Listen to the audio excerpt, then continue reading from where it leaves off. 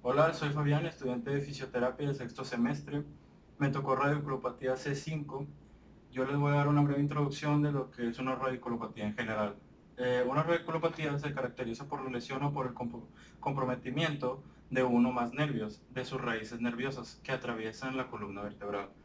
Los nervios y las raíces los nervios y las raíces nerviosas forman parte del sistema nervioso y son representables al llevar la información entre el cerebro y las extremidades del cuerpo, como la sensibilidad, la fuerza y el movimiento. Generalmente la radiculopatía es provocada por una compresión de las raíces nerviosas debido a enfermedades como una hernia de disco o artrosis de la columna, pero también puede surgir debido a otras como la inflamación, isquemia, traumatismo en la columna o infiltración por algún tumor. Cualquier región de la columna se puede ver afectada, sin embargo, es más común en las regiones lumbar y cervical. El tratamiento se hace de acuerdo a la causa, lo que incluye fisioterapia, el uso de medicamentos analgésicos o antiinflamatorios para el dolor. En los casos más graves es la cirugía. Los síntomas de la radiculopatía dependen del nervio afectado, según la mayoría de las veces en la región cervical o lumbar. Estos son, por ejemplo, el dolor, el hormigueo, la sensación de entumecimiento, disminución de los reflejos y la atrofia de los músculos. Entendemos como en su etiología hernias de disco, estenosis del canal vertebral, artrosis de la columna, también conocida como espondiloartrosis, masas en la médula como tumores o abscesos, infecciones como por ejemplo el herpes zóster, la sífilis, el VIH y citome- citomegalovirus o tuberculosis. La radiculopatía diabética, isquemia provocada por cambios del flujo sanguíneo y por una vasculitis. El dolor radicular más frecuente y característico es el producido por las hernias discales, la radiculopatía lumbar aguda y la radiculopatía cervical secundarias a hernias discales son una de las patologías que producen más consultas médicas. Por esta razón, la mayor parte de los estudios fisiopatológicos sobre el dolor radicular tienen como base la hernia discal. Epidemiología. La prevalencia es de 3 casos por 1000 personas, con una incidencia anual de 2 casos por 1000 individuos. Es más frecuente en la cuarta y en la quinta década de la vida. Descripción del caso del clínico. Paciente femenino de 20 años de edad. Ingresa a consulta de fisioterapia con diagnóstico de cervicalgia. La paciente refiere al dolor de cuello que se irradia distalmente hacia el brazo izquierdo en codo, acompañado de parestesias distales con debilidad leve en mano. Menciona que el dolor había comenzado un mes antes. La paciente no recuerda haber sufrido de una lesión que provocase la lesión. Comenta que el dolor surgió mientras cumplía con su jornada laboral con normalidad. Describe su dolor como ardor en cuello y dolor profundo en brazo, que aumenta cuando pasa mucho tiempo escribiendo en su computadora o al cargar algún objeto pesado o inclusive al manejar. Él es estudiante de Derecho y realiza sus prácticas en un despacho jurídico. La paciente refiere que el dolor aumenta durante el transcurso del día y se le dificulta dormir por las noches. No ha tomado ningún medicamento para el dolor. Menciona que ha modificado su ritmo de trabajo a causa de este problema. Objetivos terapéuticos con el plan de tratamiento completo y su justificación. Lo que se busca lograr en la paciente es disminuir su dolor, aumentar la movilidad de su columna cervical y poder llevar a cabo sus actividades laborales con normalidad y sin interrupción por el dolor, que logre dormir continuamente y sin molestias. En la exploración notamos que el paciente llega con una cifosis torácica aumentada y hombros en anteversión. Bicipital. Le pedimos a nuestra paciente que relaje su brazo y lo deje descansar sobre nosotros. Con nuestro dedo pulgar en el tendón del bíceps vamos a percutir con el martillo más fino. Pegamos, percutimos.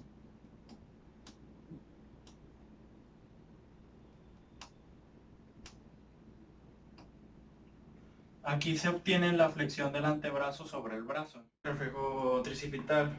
Le pedimos a la paciente que relaje su brazo y lo sostenemos a 90 grados.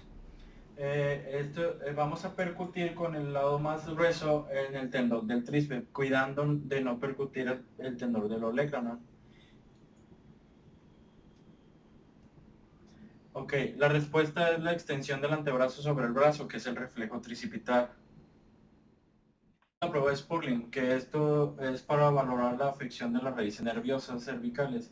El paciente sentado con la cabeza neutra, en la ejecución ambas manos sobre la cabeza del paciente, se lleva la cabeza a una inclinación lateral y se aplica una fuerza de compresión axial.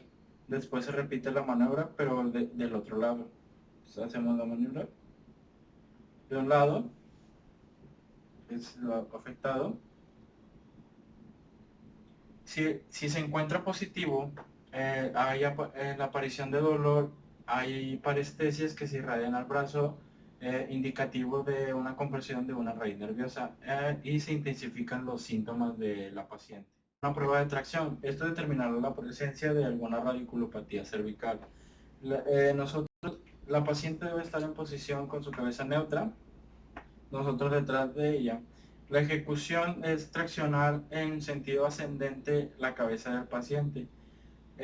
Si da hallazgo positivo, el dolor decrece o desaparece mientras se mantiene la distracción.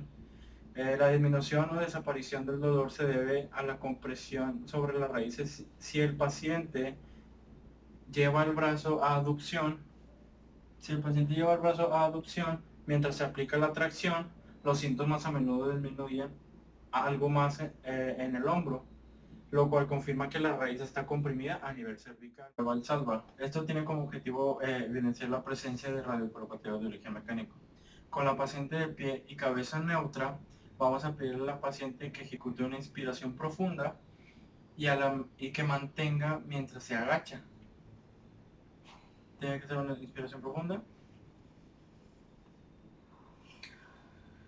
Si esto da positivo, aumento o aparición del dolor debido al incremento de la presencia intertecal.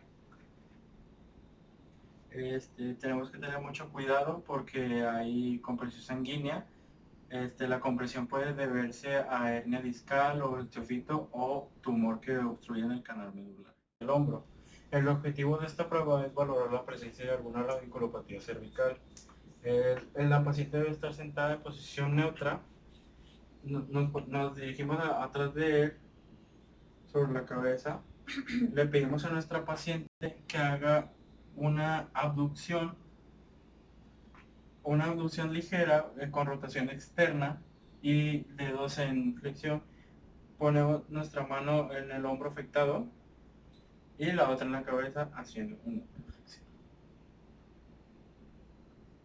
Si el hallazgo es positivo, o hay aparición o un aumento de dolor del antebrazo, del borde radial de la mano y los tres primeros dedos, como consecuencia de la irritación o la compresión de las raíces espinales.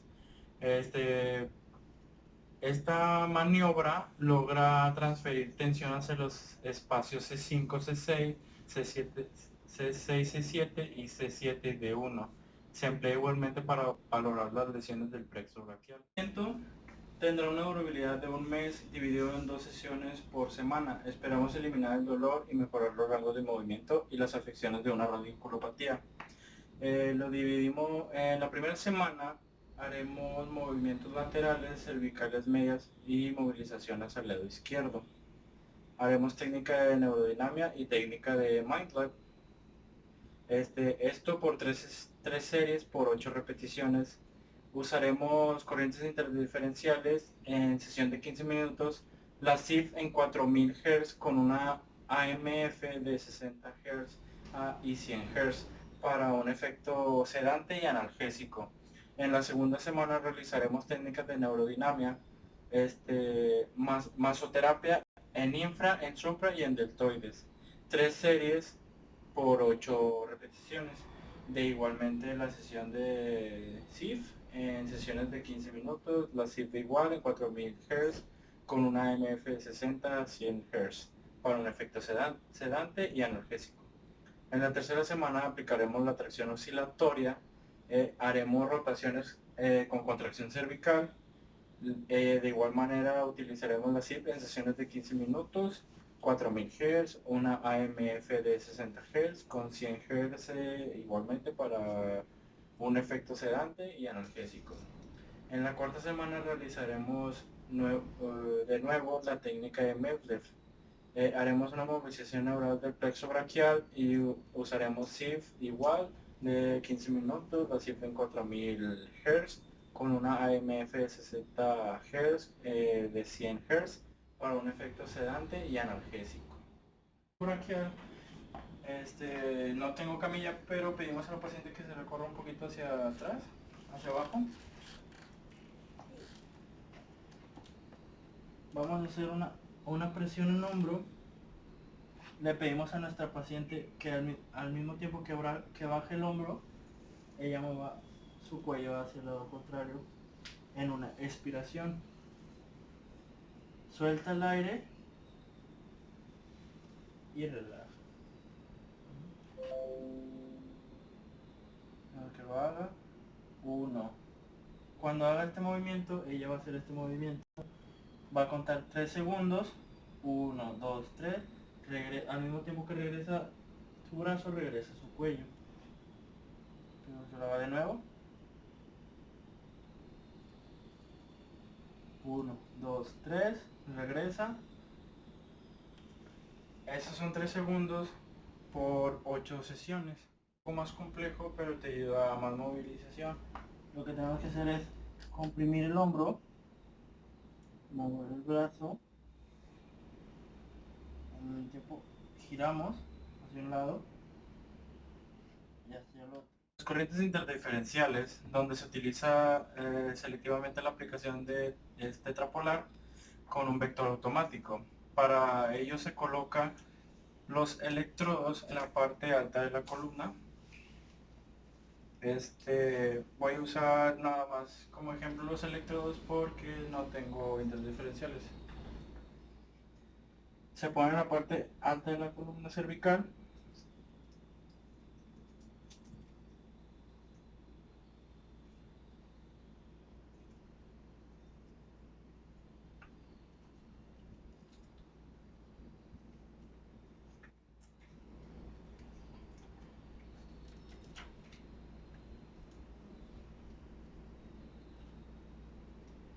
Y los otros electrodos en la parte baja. Se conectan y se produce un cruce de canales, pues es tetrapolar. Para el tratamiento de las fibras sensitivas se selecciona una corriente portadora de 4000 Hz a una MF de 60 Hz y una modulación del espectro de 50 o 90 Hz. Se sube la intensidad de ambos circuitos, negativo y positivo, hasta una intensidad máxima tolerable para nuestra paciente. Es el aumento del umbral de la sensibilidad dolorosa. Relajación muscular por el estiramiento lento, progresivo y repetido de los usos neuromusculares mediante técnicas de amasamiento y tensión de las fibras musculares. La movilización de los distintos planos tisulares para favorecer los deslizamientos entre ellos mediante maniobras de palpar y deslizar los pliegues cutáneos. La relajación muscular y analgesia en los puntos dolorosos con maniobras como la de masaje transverso profundo. En las técnicas de estiramiento,